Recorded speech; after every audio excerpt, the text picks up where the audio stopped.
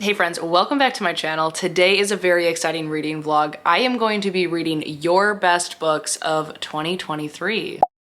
Hopefully you're not over reading 2023 list videos because I have one more coming after this one, and I'm really excited for both of them. If you remember back, I think in like October of 2023, give or take, I put out links to Google surveys. I had you guys submit your favorite books of 2023 to me. I exported it to a document organized by alphabetical order and took tallies on what books showed up the most. There are 6 books that showed up way more than all of the others, but I have already read all of them.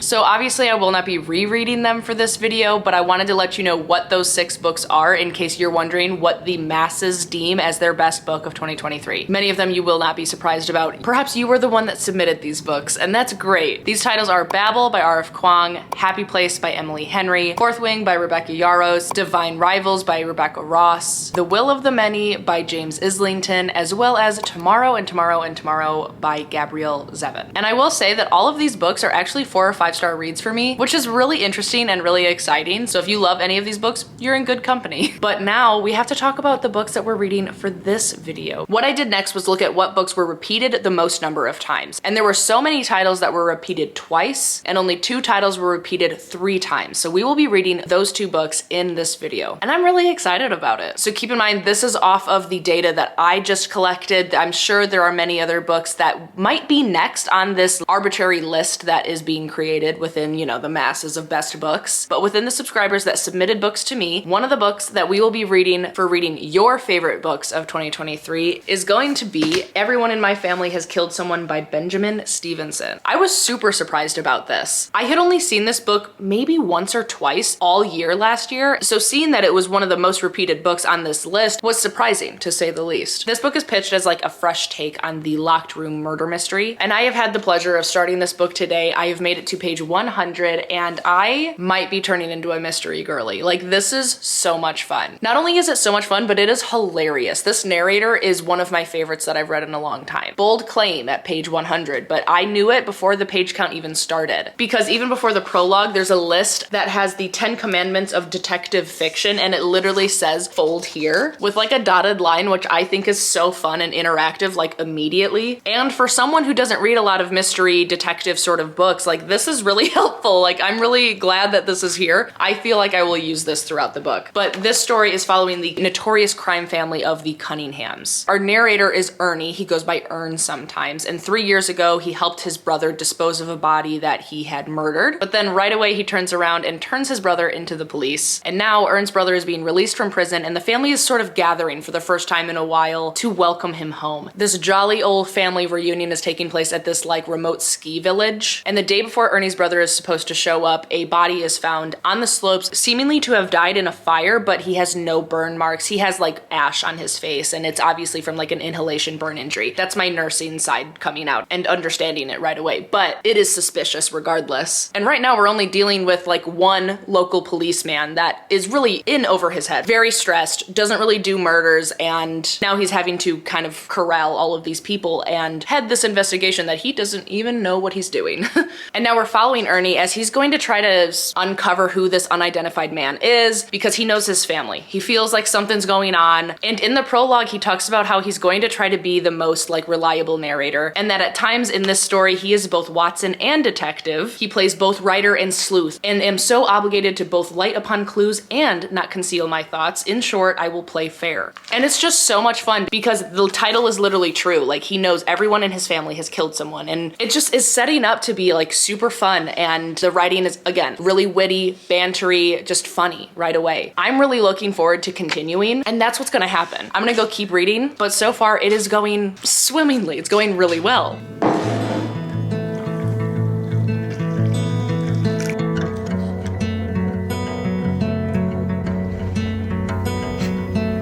Call me out, tiger.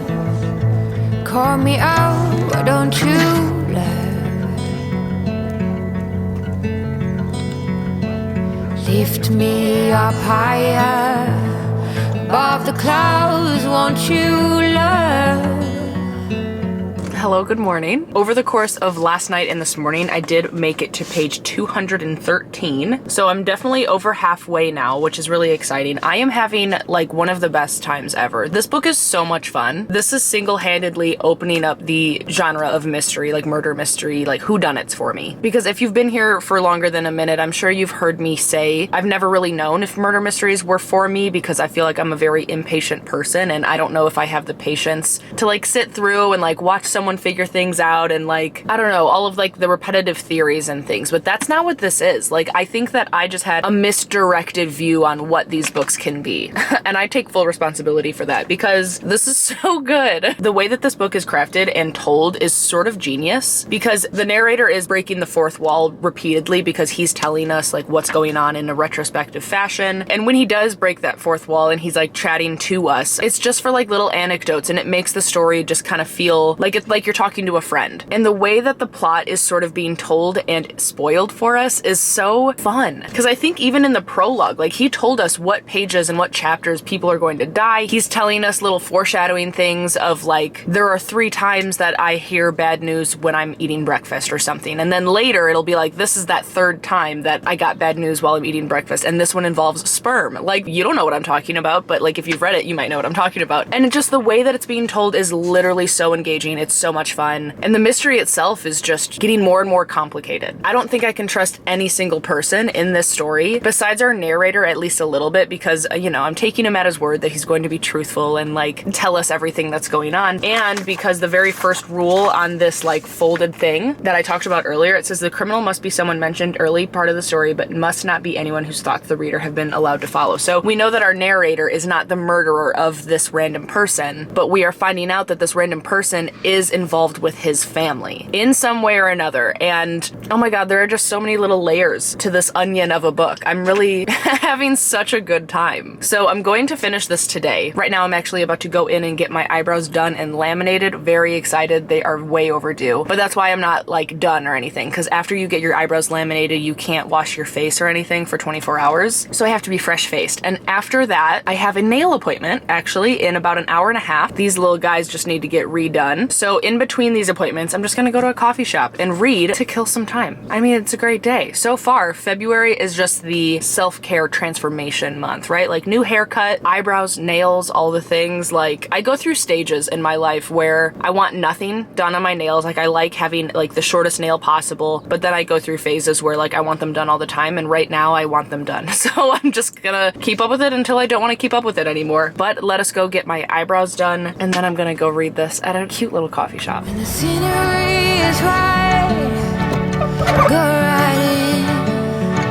I wanna fall deep within. Don't leave me hanging just 'cause I'm too proud. Whisper away my outdated doubts. Somebody do me the courtesy, dress me down.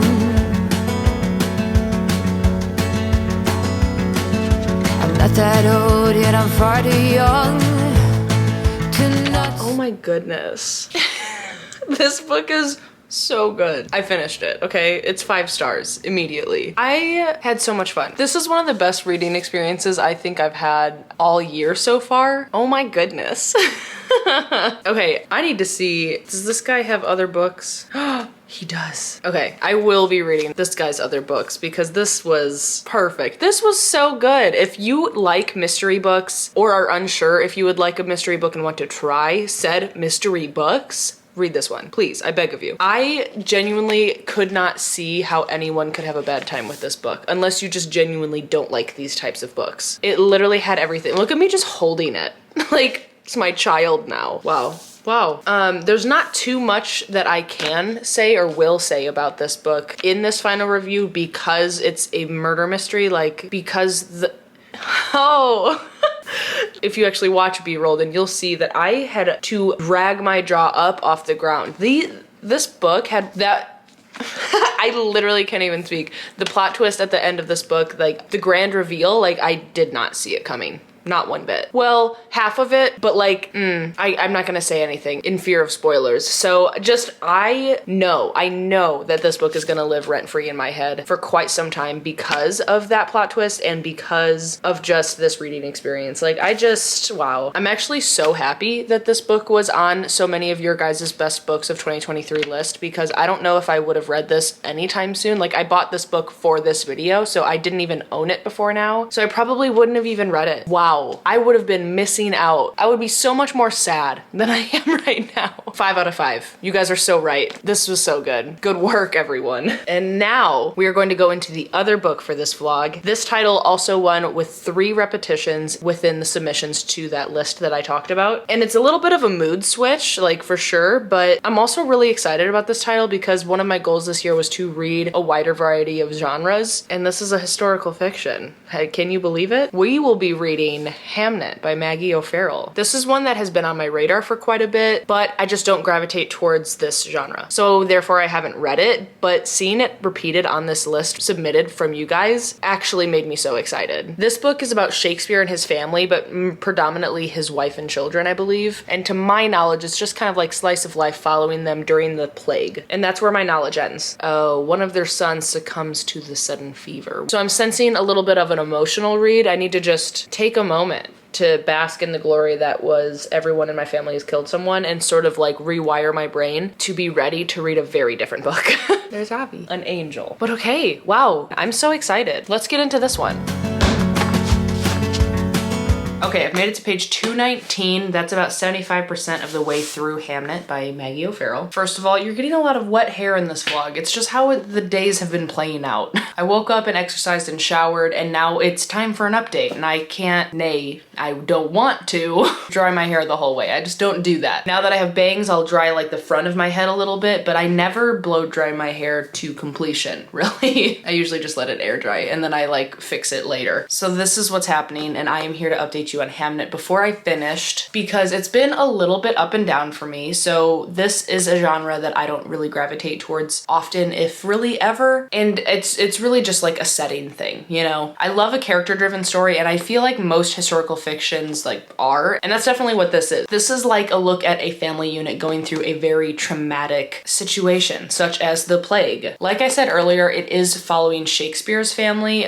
Shakespeare is never actually named in this book, which is interesting because he's not really the focus point of this story. It's predominantly his wife, Agnes. And in the story, we're following their family in a very like non-linear sense. At different points in the story, we're following Agnes and a young Shakespeare meeting, falling in love. We were following childbirth and the upbringing of their children, and also obviously the plague touching their family and the grief and emotions that come along with something so devastating. There are really 3 things that I want to say about this book, and only one of them is like slightly negative, so I'll start with that. I mentioned before that this is told in like a non-linear format, and it's not that I don't like it, but I also don't know if I do like it. I feel like the jumps at times are a little bit confusing. I do feel like now at like 75%, I understand, and things like all come to fruition, you know, like non-linear timelines sort of are. Like, you don't really understand everything until you know how everything connects. And that is fine. Like, I do enjoy that type of like moment where it's like, oh, that's where that person comes into play, like so on and so forth. But I don't know if that method of storytelling was benefiting this storyline for me, for my consumption at least. And I say that kind of loosely because yes, there were times where I was like, wait, who is this person and whose child is this? But now, like now that it all makes a little bit more sense, like I feel better about it. But up until this point, like that's most of the book, I was like, well, I wish it was just linear, you know? But with that being said, the writing in the story is to die for. It is beautifully descriptive down to just the minute details of how these characters are feeling, what they're doing, like the smells, the air, the atmosphere, like everything in this book is so purposeful, especially how Agnes is written. Agnes is Shakespeare's wife, and we learn pretty early on that she's sort of like an outcast from this town because she's sort of touched by like magic. And to other people, especially people in this time, like that's a scary thing. She has like an affinity towards animals and nature, and she just gets these like premonitions almost where where like when she was first pregnant, she's like, it's a girl. Like I just know it. Or she touches the inside of someone's hand and she can tell how like strong they are,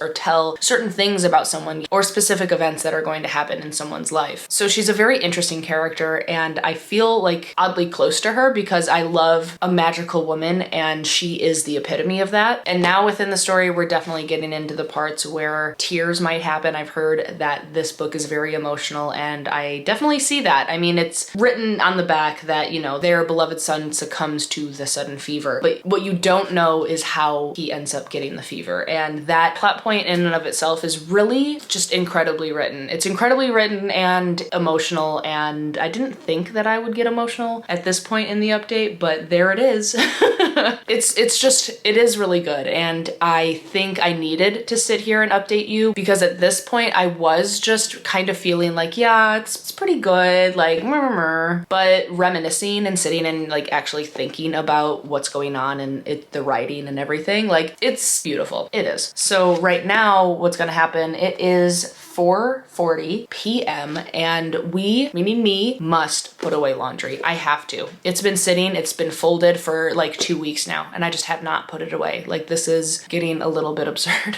So I'm going to listen to the audio, which is beautiful also, by the way. I found it on Libby and couldn't say no, and start putting away laundry until Caleb gets home. I'll finish this tonight, but will most likely update you in the morning to close out the vlog. Tomorrow I am going to my friend's middle school actually to chat with the children about careers. It's called Lunch and Learn, and it's very cute. I hate public speaking, and middle school was a horrible time of my life, so we will see how it goes emotionally for me. It's kind of like my two least favorite things, but I think that it will be fine.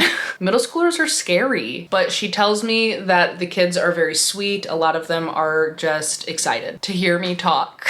So we'll see. I'm sure it'll be great, but the Sydney that agreed to this 5 or 6 months ago, I don't know what she was thinking. Ways of mine and I don't wanna change, not even for love.